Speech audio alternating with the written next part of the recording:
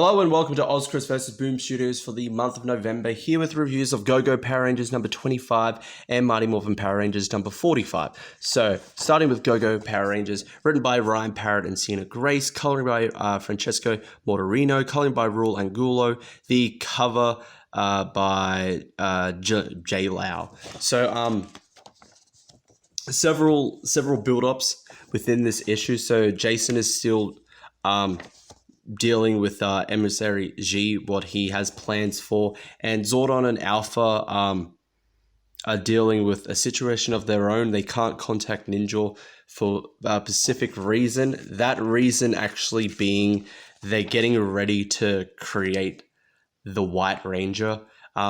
So who arrives to help him with this situation is none other than Emissary G, who helps them, give them the power to create the White Ranger.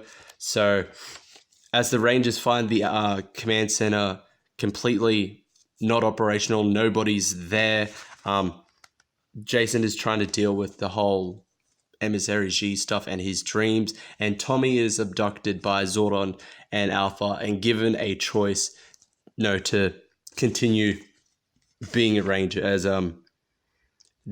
he says, do you want this moment to be an ending or a new beginning? Setting up Tommy becoming the White Ranger. So story, I'm going to give it a 4 out of 5. It's really, really progressing well. We're now reaching the actual start of the White Ranger arc, and also the build up to the Omega Rangers, given what happens at the end of this issue. So it's all starting to build up and tie in even more to what's going on with Mighty Morphin Power Rangers.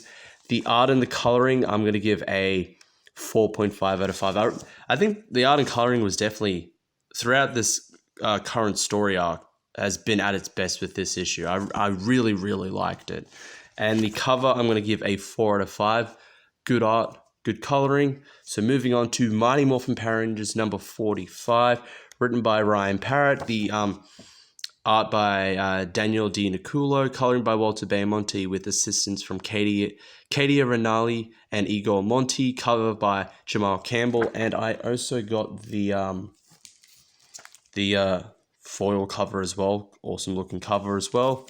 So, so the Omega Rangers launch a huge attack against Lord Zedd and their forces, and with it they are able to defeat Lord Zedd and then trap him in one of those space dumpsters that Rita was trapped in, just as the Power Rangers arrive as well. But the Blue Omega Ranger sees Tommy, and all she sees is Lord Dracon, so she kind of has kind of a PTSD moment and tries to attack him and has to be held back. But so as the two Rangers leave, Jason Mega Red speaks with Zordon, and Zordon warns him that he wanted his team to deal with Lord Zedd. He was confident they could do it, but now that the Omega Rangers have defeated Lord Zedd, something is going to replace him. They always will. And Tommy and Jason have this nice little chat.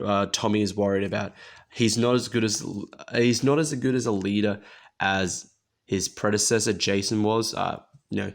Their identities, the Omega Rangers' identities, are still unknown to the Mighty Morphin team. So Tommy's worried he's not as good as Jason, and Jason tries to reaffirm it and say, well, maybe this, your predecessor was confident. That's why he never really taught you anything.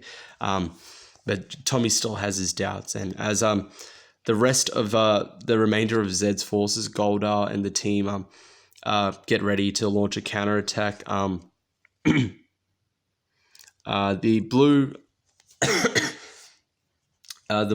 Aqua Omega Ranger is talking about what happened with Tommy and Lord Dracon. She's not getting over it, and as such, it's a huge character turn for her as she kills the emissary. Yeah, just okay, sure.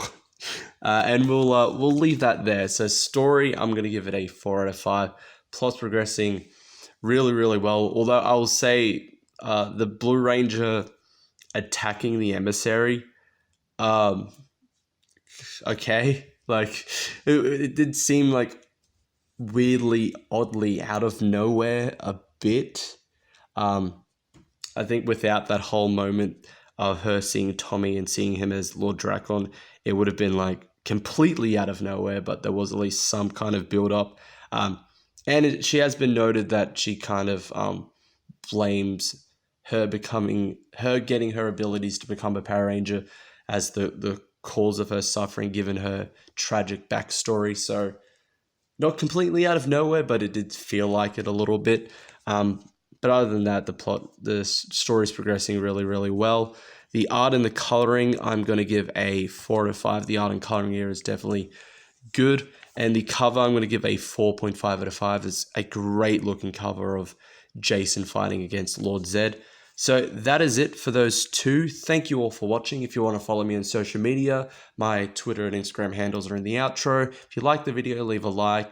If you haven't already, subscribe, hit the notification bell, and I will see you all in the next one.